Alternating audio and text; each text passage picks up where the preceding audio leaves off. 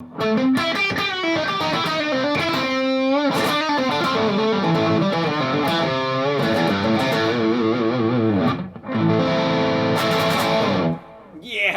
and welcome to another Lick of the Day. I'm Brett Papa, and today we're going to talk about, a lot of you out there already can play. You already got licks. You already got everything you need to do to solo melodically, but you might not be thinking about the most important part, the target notes. Now, in a lick like that, it is easy to do when you just start paying attention to the notes you're playing, right? Rather than it just being a lick, you got to know the notes so you can decide, hey, at this part of a song, would this lick actually work, or is it something I'm just kind of throwing the dice, hoping it sounds good, which can be fun, or it can be a train wreck in front of a large audience. So anyways, so check it out. It's all based on licks in A minor. And I'm throwing, blues notes, passing tones, all that stuff in there. But in my mind, I'm keeping these shapes in mind. They're all A minor chords, and I'm keeping the notes of the A minor chord in mind as well. So if we look, we got A, E, A, C, okay? So A, C, and E are the notes I want to be hitting over the A minor chord. I don't have to hit them all, but if I do, it's going to sound freaking awesome. And if you hit them in a creative way or a bluesy way, it sounds great without being, mathematical. It's not like, oh, he really worked that one out. It's like, it could sound like you're improvising, right? Which, I was. But I've kind of, I've done it enough to where it starts to seep in and you start to see the stuff. So let's check it out, lick by lick or note by note. So the beginning, what I'm doing is I'm basically arpeggiating that chord. Right off the bat, I just hit all my chord tones. So I hit the root, the third, and the fifth right there. I stepped out a little bit because, you want to step out a little bit. Okay, so just 7, 5, 5, 8, and then 7, half step. Hit the blues note. I can't do a lick without hitting it because it sounds awesome. Right, and then that's total standard lick. I love that. So it's basically just going 8, 7, 3. Now, when you think about it, I'm still hitting chord tones. There's that third, right? So we got all chord tones.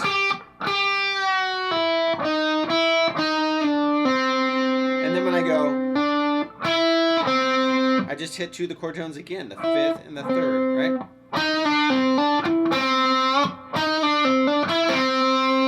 Okay, so right there. And then position 2, I'm hitting that blues note again, right? The scale usually goes like this. But I love that note, right? So that walk down, that chromatic walk down with the blues note in it is very popular. In this instance, I'm just going to stay in and I'm not going to walk out of the scale yet. So I'm going to use it that way. So it's 7, 8, and then there's that third again, right? The note that makes a chord major or minor. And then I'm going to hit that right there. So 10 to there, which is 7. So you got third, root, right? So we're hitting a bunch of chord tones.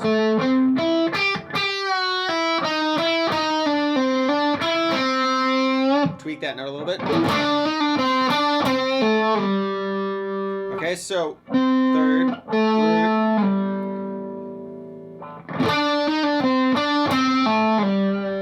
One more time. All right, now I'm going to go.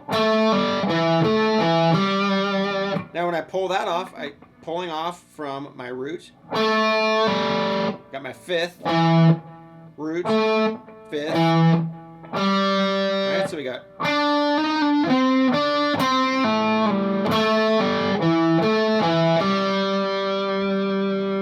Okay, now I'm going going to take it down to another position, sliding from the 5th again. Now when I do this, I'm starting from that 5th, right? I go to here, and then there's that C again, right? And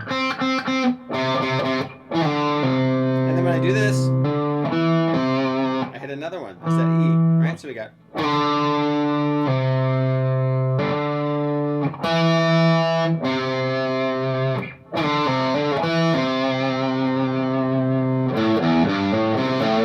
And then when I do this,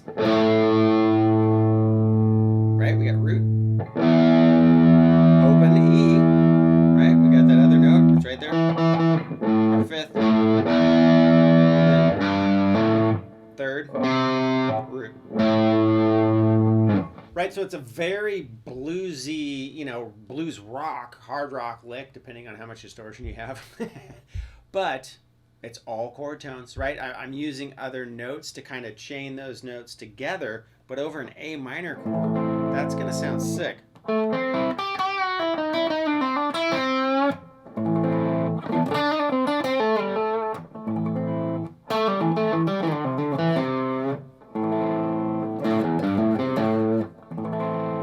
Right? It works over an A minor chord because I'm consciously thinking about how can I tag those intervals, right? It doesn't always have to be. Sometimes you do a Pink Floyd song, right, or whatever, and it's just over a chord, and it's perfect, right? Maybe that one note fits over 2 chords in the progression, and that's great. It's not about how many notes you can play, but if you're already playing and working backwards like I had to do, like I already had technique by the time I discovered this, but what I didn't have was the ability to really have a command over how to become melodic. I had played enough solos and I played enough licks where I could kind of guess my way around stuff. But now that I consciously look for chord tones, it's a much more enriching experience, if you will, because now you're putting the two things together. You're putting that bag of licks that you have, or that stash of licks already. You like that little product plug? Down there. Stash of licks together that now you can make sense of, because now it's like, oh right, I just need to take that lick I already know, tweak it just a little bit, and now it fits perfectly over the song I'm playing over. Or how do I write a solo? Got all these licks, but how do I use them so they sound good, right? They sound like Comfortably Numb or any of these amazing, something Hendrix would write, any of those kind of things. Now when you do that enough, then it almost becomes intuitive, and you start doing that without having to think about it. But really, look at those chord shapes, right? Take those 3 positions. We worked out a 2 in A minor pentatonic, 1, and 5. Right? Take those and check out where all those A minor chords are. A minor chord, A minor chord. Right? 5's kind of... You can almost still use 5 with this shape, right? But you can look at this shape too, because we have the... Right? And then instead of the 3rd being here, you can hit it here.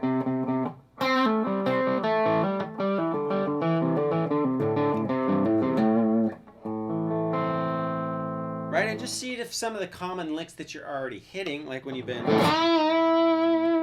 that note up to here, right? And then an A minor. Those 2 things right there. 5th, root. Right?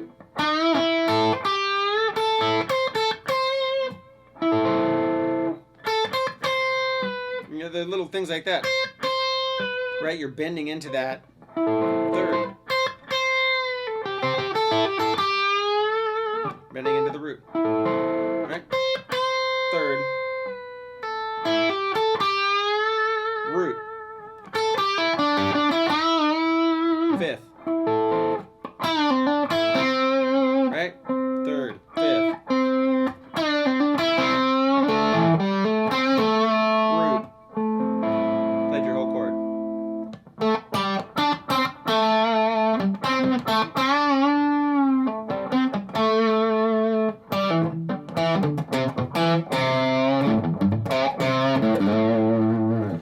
just start to like you take it slowly. That's all I can recommend. We'll start getting into other stuff if you want to go deep with this. The stuff down there in the links at brettpapa.com. This is almost exclusively what I have down there now.